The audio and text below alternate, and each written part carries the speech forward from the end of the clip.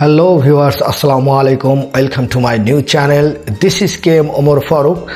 I hope who are watching this video, you all keep fit and fine. Today I am going to a new journey. New journey means how can I speak English and how to develop in our English skills. And also a question, how to use English sentences in our daily life, so that you watch this video full and finally, and let's get started.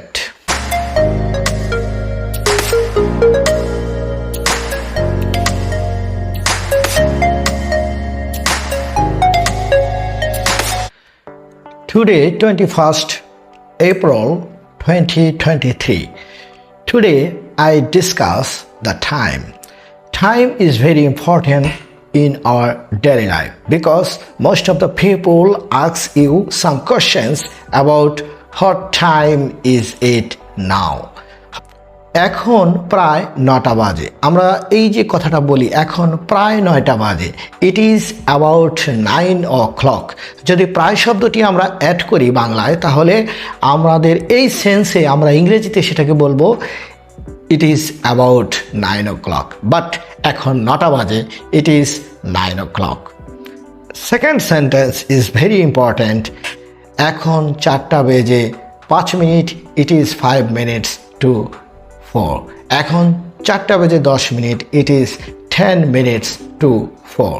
এখন 4:45 বাজে, এখন 4:45 বাজে, it is 4:45. এখন 5:45 বাজে, it is 5:45.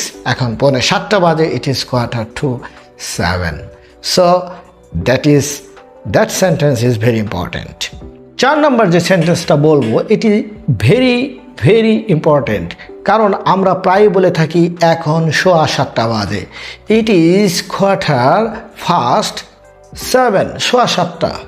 It is 7:15. এখন 8:15 বাজে, it is 8:15. এখন 12:30 বাজে, it is 12:30. এখন 11:30 বাজে, it is 11:30.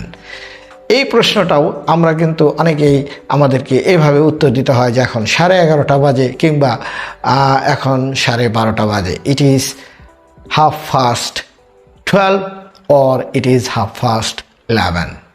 তাহলে আজকে আমরা যে প্রশ্নটা জানলাম সেটা হচ্ছে হোয়াট টাইম ইজ ইট নাও, এখন কয়টা বাজে।